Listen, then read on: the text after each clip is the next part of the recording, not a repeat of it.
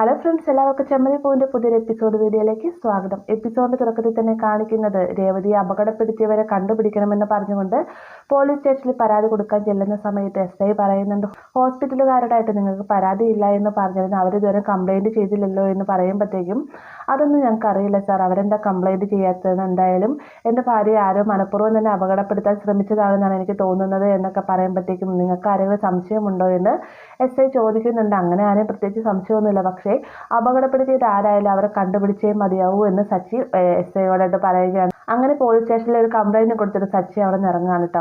ഇതേ സമയം തന്നെ നീലിമയാകട്ടെ വക്കീലിനോടായിട്ട് പറയുന്നുണ്ട്, ഈ രജിസ്ട്രേഷൻ ചെയ്യാനായിട്ടാണ് ഞാൻ ഇങ്ങോട്ടേക്ക് വന്നത്, അതുകൊണ്ടാണ് എനിക്ക് മനസ്സുകൊണ്ട് വിട്ടുകൊടുക്കാൻ സാധിക്കാത്തത് എന്നൊക്കെ നീലിമ പറയുമ്പോഴത്തേക്ക് അടുത്ത് നടക്കുന്ന രജിസ്ട്രേഷൻ അല്ലായിരുന്നു, അന്നേരം അല്ലേ സുധിയുമായിട്ടുള്ള പ്രശ്നം ഉണ്ടാക്കി അവൻ 50 ലക്ഷം രൂപ കൊടുക്കേണ്ടി വന്നത് എന്നൊക്കെ വക്കീല് പറയുന്ന സമയത്ത് അവൻ കാരണമാണ് എനിക്ക് ഇപ്പോൾ ഈ ഒരു സ്ഥലം നഷ്ടമാകുന്നത്, ഞാൻ അത്രയേറെ ആഗ്രഹിച്ചിരുന്ന സ്ഥലമായിരുന്നു, എങ്ങനെയും ഞാൻ അവരുടെ കയ്യിൽ നിന്ന് എൻ്റെ കയ്യിൽ നിന്ന് മേടിച്ച് 50 ലക്ഷം രൂപ ഞാൻ മേടിച്ചെടുക്കുമെന്നൊക്കെ പറയുമ്പോഴത്തേക്ക് നീ അവനെ വിഡ്ഢിയാക്കിയിട്ട് അവൻ്റെ കയ്യിൽ നിന്ന് മോഷ്ടിച്ചുകൊണ്ട് പോയി പണമല്ലേ അതെന്ന് വക്കീൽ ചോദിക്കുന്ന സമയത്ത് അതൊന്നും എനിക്കറിയണ്ട, പക്ഷേ അത് എൻ്റെ കയ്യിലുള്ള പണം കൊണ്ടാണ് അവനിപ്പോൾ സൂപ്പർ മാർക്കറ്റ് തുടങ്ങിയിരിക്കുന്നത്, അവനിപ്പോൾ പണ്ടത്തെ പോലെയൊന്നുമല്ല, വെച്ചടി അവൻ ഉയർച്ചയാണെന്നുള്ളത് മാത്രമല്ല അവൻ്റെ ഭാര്യ മലേഷ്യയിലുള്ളൊരു വലിയ മുതലാളിയുടെ മോളാണ്, അവളുടെ കയ്യിൽ നിന്നും അവിടെ നിന്നുള്ള വരുമാനം അവന് കിട്ടുന്നുണ്ട്, അതേ രീതിയിൽ നല്ല ജോലിയായിട്ടാണ് അവരിപ്പോൾ അടിച്ച് പൊളിച്ച് ജീവിക്കുന്നത്, അതിന് ഞാൻ സമ്മതിക്കില്ല, എൻ്റെ 50 ലക്ഷം രൂപ ഞാൻ എങ്ങനെയും തിരിച്ചു മേടിക്കുമെന്നൊക്കെ ഇങ്ങനെ നീലിമ പറയുന്ന സമയത്ത് നീലിമ നീ കൈവിട്ട കളിയാണ് കളിക്കുന്നത്, പോലീസ് സ്റ്റേഷനിൽ അവർ പരാതി കൊടുത്ത സമയത്ത് നമ്മൾ വെള്ള പേപ്പറിൽ ഒപ്പിട്ട് കൊടുത്താണ്, ഇനി ഇതിൻ്റെ പേരിൽ യാതൊരുവിധ പ്രശ്നം ഉണ്ടാക്കില്ലാന്ന്,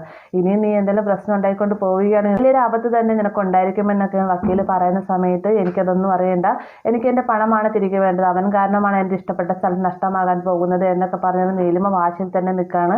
നീ എന്താണ് ഉദ്ദേശിക്കുന്നതെന്ന് വക്കീൽ ചോദിക്കുന്ന സമയത്ത് ഞാൻ സുധീനെ തട്ടിക്കൊണ്ട് പോകും, എന്നിട്ട് അവൻ്റെ ഭാര്യ മലേഷ്യയിലുള്ള കോടീശ്വരൻ്റെ മകളാണല്ലോ, അവളോടായിട്ട് ഞാൻ 50 ലക്ഷം രൂപ മേടിച്ചെടുക്കുമെന്നൊക്കെ പറയുമ്പോഴത്തേക്കും അവർ തന്നില്ലെങ്കിൽ നീ എന്ത് ചെയ്യുമെന്ന് വക്കീൽ വീണ്ടും ചോദിക്കുന്നുണ്ട്. വേറെ ഒന്നും ചെയ്യുകയില്ല, അവരെ ഞാൻ തട്ടിക്കളയുമെന്ന് നീലിമ പറയട്ടെ. ഇത് കേൾക്കുന്ന സമയത്ത് വക്കീലൊന്ന് ഞെട്ടിപ്പോകുന്നുണ്ട്. അതിനുശേഷം പറയും, നീലിമ നീ കടുങ്കൈയൊന്നും കാണിക്കരുത്, നീയായിട്ട് തന്നെ ഓരോ പ്രശ്നങ്ങളും ഉണ്ടാക്കാൻ ശ്രമിക്കരുതെന്ന് പറയുമ്പോഴത്തേക്കും സാറിന് അറിയാവുന്ന പോലെ കൊട്ടേഷനെയും വേണ്ടി പറ, അതല്ലാതാണെങ്കിൽ ഞാൻ തന്നെ അന്വേഷിച്ചോളാം എന്ന് പറഞ്ഞുകൊണ്ട് തന്നെ നീലിമ അവിടെ നിന്നിട്ട് പോവുകയാണ്. പിന്നീട് കാണിക്കുന്ന രേവതിയെ കാണാനായിട്ട് ലക്ഷ്മിയും ദേവുവും ശരത്തും കൂടി എത്തുന്നതാണ്. രേവതിനെ കാണുമ്പോൾ തന്നെ ലക്ഷ്മി ഭയങ്കര കരച്ചിലായിട്ട് ഇത് കാണുന്ന സമയത്ത് രേവതി പറയുന്നുണ്ട്, എന്താ ദേവു ഇത് അമ്മയോട് കരയാതിരിക്കാൻ പറയുമ്പോഴത്തേക്കും രേവതി ചേച്ചിക്ക് അമ്മയുടെ സ്വഭാവം അറിയില്ല, അത് കുറച്ചേറെ സങ്കടങ്ങൾ കരഞ്ഞു തീർത്തോളും, അതിനുശേഷം ശാന്തമായിക്കോളും എന്നൊക്കെ പറഞ്ഞുകൊണ്ടിരിക്കുന്ന സമയത്താണ് രവി അങ്ങോട്ടേക്ക് വരുന്നത്. രവി വന്ന ഉടനെ തന്നെ ലക്ഷ്മിയോട് പറയുന്നു, ലക്ഷ്മി വിഷമിക്കൊന്നും വേണ്ട എന്ന് പറയുമ്പോഴത്തേക്കും ഞാൻ 2 ദിവസത്തേക്ക് എൻ്റെ മോളെ എൻ്റെ വീട്ടിലേക്ക് കൊണ്ടുപോകട്ടെ എന്ന് ലക്ഷ്മി ചോദിക്കുന്നുണ്ട്. അതെന്താ ലക്ഷ്മി അങ്ങനെ പറഞ്ഞത്, ഞാൻ സമ്മതിച്ചാൽ സച്ചി സമ്മതിക്കുമെന്ന് തോന്നുന്നുണ്ടോ, സച്ചി അനുകളുടെ എല്ലാ കാര്യങ്ങളും ചെയ്യുന്നത്, മാത്രമല്ല ഇവളെ വിട്ടുകൊടുക്കാൻ ഞാനും തയ്യാറല്ല, ഇവളെൻ്റെ സ്വന്തം മോള് തന്നെയാണ്, ഇവളുടെ കാര്യങ്ങളെല്ലാം ഞാൻ നല്ല രീതിയിൽ തന്നെ ചെയ്തോളാം, ലക്ഷ്മി ഒന്നുകൊണ്ടും പേടിക്കണ്ട എന്നൊക്കെ ഇങ്ങനെ രവി ലക്ഷ്മിയോടായിട്ട് പറയുന്നുണ്ട് കേട്ടോ. ഇത് കേൾക്കുമ്പോഴത്തേക്ക് ലക്ഷ്മിക്ക് ഭയങ്കര സമാധാനമാവുന്നുണ്ട്. ആ ഒരു സമയത്ത് തന്നെ ശരത്തിനോടായിട്ട് ഓരോ വിശേഷങ്ങളും കാര്യങ്ങളൊക്കെ തന്നെ രേവതി ചോദിച്ചറിയൊക്കെ ചെയ്യുന്നുണ്ട് കേട്ടോ.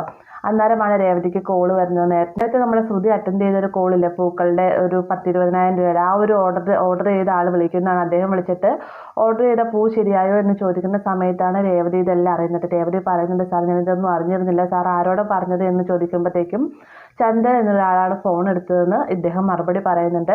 അതിനുശേഷം കോള് കട്ട് ചെയ്തിട്ട് രേവതി എല്ലാവരോടായിട്ട് പറയുന്നുണ്ട്, എനിക്ക് 20,000 രൂപ അടുത്തുള്ള ഒരു ഓർഡർ കിട്ടിയിരുന്നു, പക്ഷേ കോൾ എടുത്ത അമ്മയായിരുന്നു, അമ്മ എന്നോട് ഇതൊന്നും പറഞ്ഞിരുന്നില്ല എന്നൊക്കെ പറയുമ്പോഴത്തേക്കും രവിക്ക് ഭയങ്കര സങ്കടമാവുന്നുണ്ട്. ആ ഒരു സമയത്ത് രേവതി പറയുന്നത്, അമ്മ എന്നെ സഹായിക്കണം, അമ്മയും ദൈവവും കൂടെ കൂടിയിട്ട് എൻ്റെ കൂടെ പൂക്കൾ കെട്ടാൻ കൂടണമെന്നൊക്കെ പറയുമ്പോഴത്തേക്കും എന്തിനാ മോളിപ്പോൾ ഇങ്ങനെ ജോലിക്ക് നിൽക്കുന്നത്, എന്തായാലും മോള് കെട്ടാനും നിൽക്കണ്ട, മോളിപ്പോൾ നല്ല റെസ്റ്റാണ് എടുക്കേണ്ടത് എന്നൊക്കെ രവി പറയുന്ന നേരത്തെ അതല്ല അച്ഛൻ നല്ലൊരു കസ്റ്റമറാണ്, അവർ കൈവിട്ട് പോയി കഴിഞ്ഞാൽ ശരിയാവുകയില്ല എന്ന് രേവതി പറയുന്നുണ്ട്. പെട്ടെന്ന് തന്നെ ലക്ഷ്മി പറയുകയാണ്, മോളൊന്നുകൊണ്ട് പേടിക്കണം, ഞങ്ങൾ നിന്നെ പൂകെട്ടാൻ സഹായിച്ചോളാം എന്ന് പറയുന്നുണ്ട്. ആ ഒരു സമയത്ത് രവിയും പറയുന്നുണ്ട് കേട്ടോ, സച്ചിക്ക് പൂകെട്ടാൻ അറിയാമെങ്കിൽ അവൻ തന്നെ ഈ ഓർഡറുകളെല്ലാം തന്നെ കെട്ടിക്കൊടുത്തേനെ എന്നും പറഞ്ഞുകൊണ്ട് ലക്ഷ്മിയോടായിട്ട് സംസാരിക്കുന്നുണ്ട്.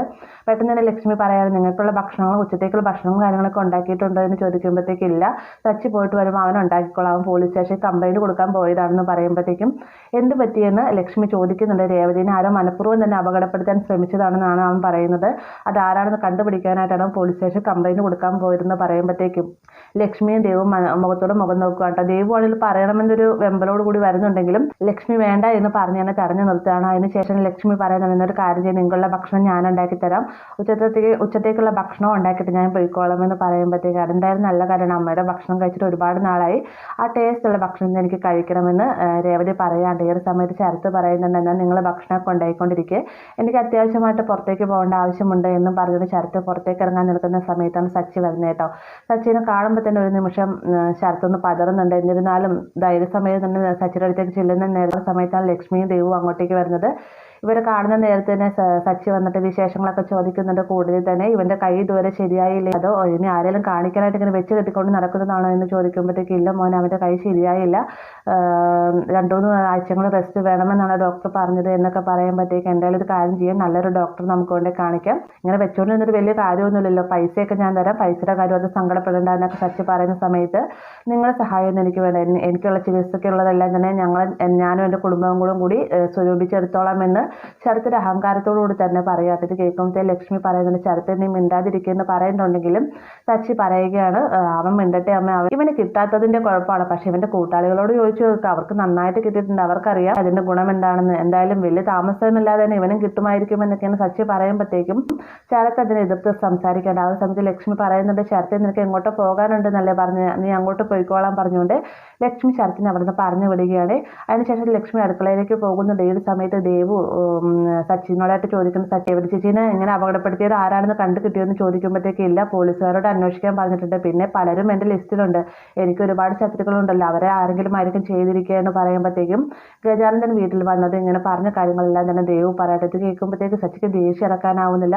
സച്ചി ദേഷ്യത്തോട് കൂടി തന്നെയാണ് രേവതിയുടെ അടുത്തേക്ക് ചെന്നിരിക്കുന്നത്. എന്നാൽ രേവതി പറയണ സച്ചിയുടെ ഇവിടെ ഉണ്ടായ കാര്യങ്ങളെല്ലാം അറിഞ്ഞോ, അമ്മ തനിക്ക് വന്നിരിക്കുന്ന വലിയൊരു ഓർഡറിന്റെ കോൾ അറ്റൻഡ് ചെയ്തു, പക്ഷെ അമ്മ എന്നോട് പറഞ്ഞില്ല എന്നൊക്കെ പറഞ്ഞുകൊണ്ട് രേവതി വാദോരാതെ സംസാരിക്കുകയാണ്.